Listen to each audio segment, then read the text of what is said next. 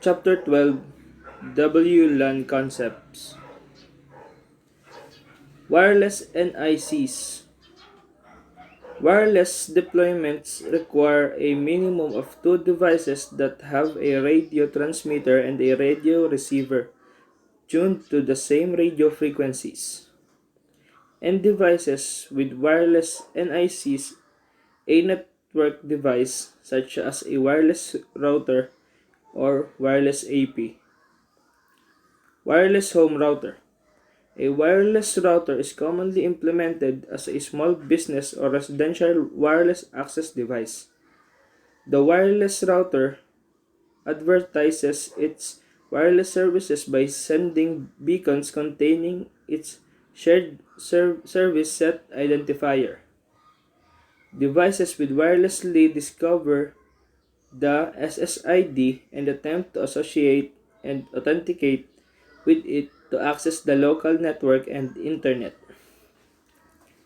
Most wireless routers also provide advanced features such as high-speed access, support for video streaming, IPv6 addressing, quality of service QoS, configuration utilities, and USB port to connect printer or portable drives.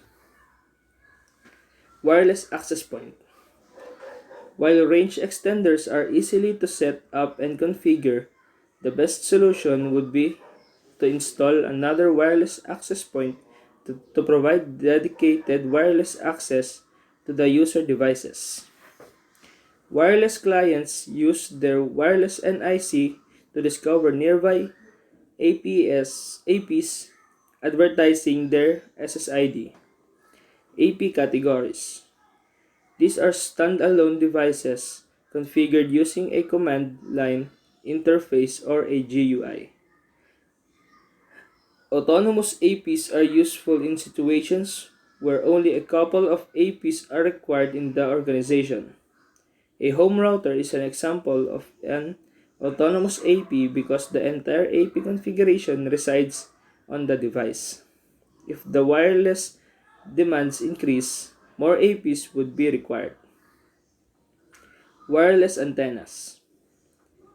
Omnidirectional antennas such as the one shown provide 360-degree coverage and are ideal in houses, open office areas, conference rooms, and outside areas. 802.11 Wireless Topology Modes. Wireless LANs can be accommodate various network topologies. The 802.11 standard identifies two main wireless topology modes: AD, HOC mode, and infrastructure mode. Tethering is also a mode sometimes used to provide quick wireless access. BSS and ESS. A BSS consists of a single AP interconnecting all associated wireless clients. Two BBS are shown in the figure.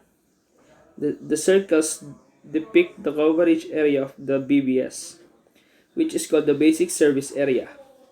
If a wireless client moves out of its BSA, it can no longer directly communicate with other wireless clients within the BSA.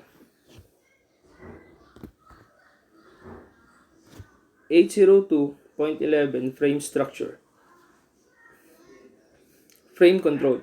This identifies the type of wireless frame and contains subfield for protocol versions, frame type, address type, power management, and security settings. Duration. This is typically used to indicate the remaining duration needed to receive the next frame transmission. This is usually contained the MAC address of the receiving wireless device or AP. Address 2. This is usually contains the MAC address of the transmitting wireless device or AP. Address 3. This sometimes contains the MAC address of the destination, such as the router interface to which the AP is attached. Sequence control. This contains information to control sequencing and fragmented frames. Address 4. This usually missing because it is used only in HOC mode. Payload. This contains the data for transmission. FCS. This is used for layer 2 error control. CSMA or CA. WLANs are half duplex, shared media configurations. Half duplex means that only one client can transmit or receive at any given moment. Shared media means that wireless clients can all transmit and receive on the same radio channel. This creates a problem because a wireless client cannot hear while it is sending, which makes it impossible to detect a collision. Wireless Client and AP Association SSID. The SSID name appears in the list of the available wireless networks on a client. In larger organizations that use multiple VLANs to segment traffic, each SSID is mapped to one VLAN, depending on the network configuration. Several APs on a network can share a common SSID. Password. This is required for the wireless clients to authenticate to the AP network mode. This refers to the 802.11a, b, g, and ac or ad WLAN standards. APS and wireless routers can operate in a mixed up, meaning that they can simultaneously support clients connecting via multi-standards. Security mode. This refers to the security parameters settings such as WEP, WPA, or WPA2. Always enable the highest security level supported. This refers channel settings. This refers to the frequency bands used to transmit wireless data. Wireless routers and APs can scan the radio frequency channels and automatically select an appropriate channel settings. The channel can also be set manually if there is the interference with another AP or wireless device. Passive and active discover mode. In active passive mode, the AP openly advertises its server by periodically sending broadcast beacon frames containing the SSID, supported standards, and security settings. In active mode, wireless clients must know the name of the SSID. The wireless client initiates the process by broadcasting a probe request frame on multiple channels. Split MAC architecture. A key component of CAP WAP is the concept of a split media access control. The CAP WAP split MAC concept does all the functions normally performed by individual APs and distributed them between two functional components. AP MAC functions. Beacon and probe responses, packet acknowledgements, and retransmissions, frame queuing, and packet prioritization, MAC layer, data encryption and decryption. WLC MAC functions. Authentication, association, and reassociation of roaming clients. Frame translation to other protocols. Termination of 802.11 traffic on a wired interface. DTLS encryption. DTLS is a protocol which provides security between the AP and the WLC.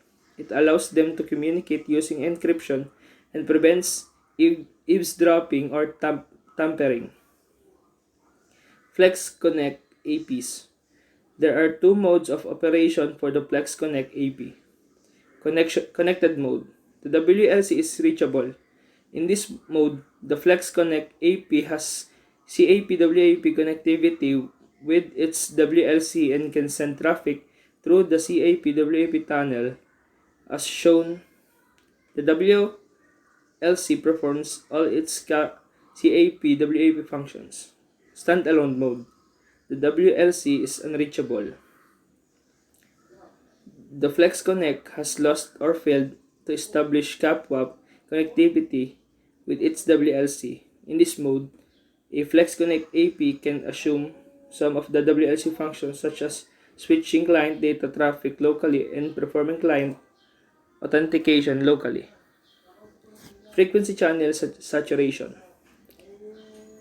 Wireless LAN devices have transmitters and receivers tuned to specific frequency of radio waves to communicate. A common practice it is for frequencies to be allowed as range.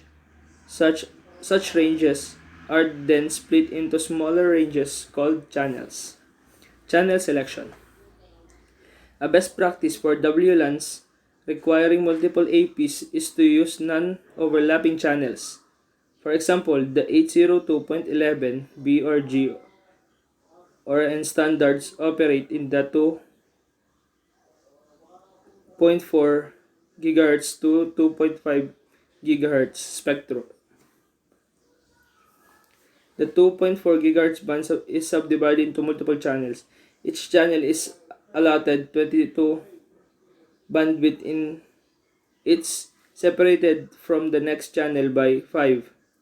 The 80.211b standard identifies 11 channels for North America as shown. Plan A WLAN deployment. The number of users supported by ALAN depends on the geographical layout of the facility, including the number of bodies and devices that can fit in a space. The data rates user expect the use of non-overlapping channels by multiple APs in an ESS and transmit power settings. Wireless security overview. A WLAN is open to anyone within range of an AP and the appropriate credentials to associate to it. With a wireless NIC and knowledge of cracking techniques, an attacker may not have to physically enter the workplace to gain access to a WLAN. Interception of data. Wireless data should be encrypted to prevent it from being read by eavesdroppers. Wireless intruders. Unauthorized users attempting to access network resources can be determined through effective authentication techniques. Denial of service attacks. Access to WLAN services can be compromised either accidentally or maliciously. Various solutions exist depending on the source of the DOS attack. Rogue APs. Unauthorized APs is installed by a well-intentioned user or for malicious purpose can be detected using management software. DOS attack. Improperly configured devices, configuration errors can be disabled by WLAN. A malicious user intentionally interfering with the wireless communication. Their goal is to disable the wireless network completely or to the point where no legitimate devices can access the medium. Accidental interference. WLANs are prone to interfere from other wireless devices including microwave ovens, cordless phones, baby monitor, and more. That's all. Thank you.